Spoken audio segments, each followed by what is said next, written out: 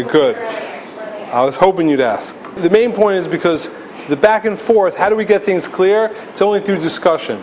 That what makes us distinct as humans is our ability of intellect and to communicate that verbally. With all due respect to the rest of the mammal kingdom, they don't have that ability. So going back and forth gets clarity. So why then? Why not 10 years ago or beforehand?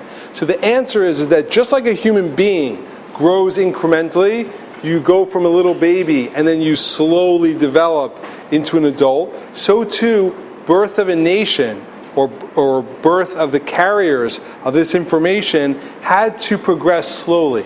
So there were, let's say, 10 generations from Noah to Abraham. And then from Abraham, it had to go from a person with an idea to then a family to then a group of people until that group amassed. And then when that group had an exodus, at that exact time period, 1313 BCE, that was a time in which it ripened.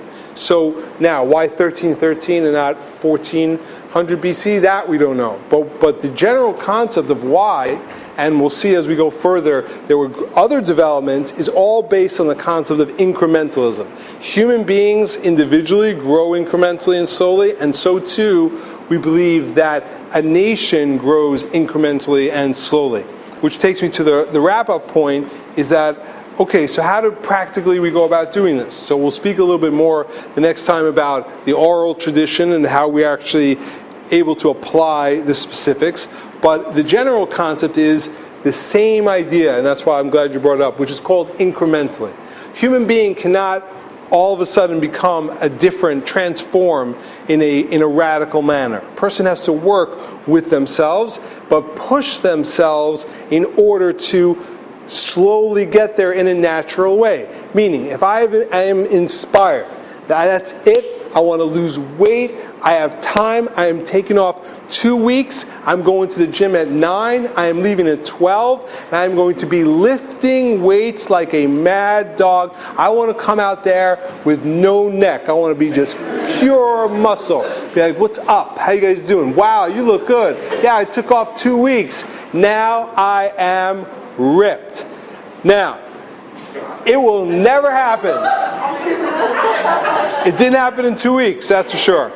It did not happen in 2 weeks. Why? Because human beings do not grow in a radical manner like that. You grow incrementally. Even with steroids, you have to still work with yourself. So too with us, the point of the talk is that the information that I'm sharing, that we're going to delve into, is not just ideas, it's something that has great validity. Okay, what am I supposed to do with that? I have to incrementally internalize that.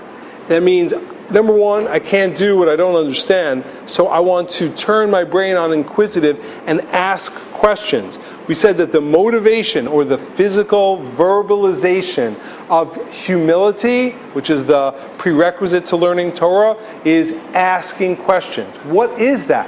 So when we study Torah, the first thing we do, the glasses that we put on are not the glasses of belief and acceptance. That's what it says, is shut up. Oh, excuse me, why is that? Shut up. I told you. It had to be a supernatural experience, so stop asking questions. The opposite. The belief in its being a supernatural experience is what gives it validity for me to now take it seriously enough that I will ask and delve. Why does it say this? What does that mean? What is that? You own it by asking and delving in questions. And why specificity? Okay, I got the general rule, be a nice person, go to Rosh Hashanah and the holidays, make your grandmother happy. Oh, come on, all the specifics. So the answer is like this, and this will be my final thought, is that humanity and being alive is an art form. Life is art. And art is specific. There's specificity, subtle specificity in life. As an example with music. Music is exact. So if one of you have the misfortune to have a friend who has a band, or they get together, some adult garage band, hey, you want to come hear our band play? Oh, yeah. Oh yeah, it's really good. Yeah, well, we cover Zeppelin, it's really good. So you're listening there, you're like, you know what? About 75% of this is good. They're hitting the notes correctly. About 25% they're completely off key, and this is grating on my nerves. Come on, you got most of it. Yeah, this is not called Black Dog. This is called a bunch of guys thinking they're making believe that they are that, but they're not that. Then you have a next level up, which is a cover band. Very good, most of the notes, but not the real thing. But then, if you merit to actually see Jimmy Page play guitar, well, every single note is exact, because in life there's specificity. The beauty, the artistry of life is when a person hits it. So yeah, I could be a general good person, but I want to be specifically, just like in music or in ballet. How do they know what's a good ballet and not good ballet? Just a bunch of people in weird suits twirling around, look like they're out of their minds. That one is good. That move was bad. For some reason, there's specificity in the muscular movement. So we pride, number one, we view that information of the Torah as valid. Number two, we understand it by taking it seriously and asking questions, not as an outsider, but as an insider. And then how do we apply it? Incrementally and specifically. We incrementally do it, you can't grow overnight. But when we do it in specifics. If a person wants to say, you know what, let me understand about not speaking badly about other people. Let me know the specifics. When can and I can't speak bad about another person. I want to know when, how, what are the specifics. Because the beauty of who you are will be in those specifics. Thank you guys.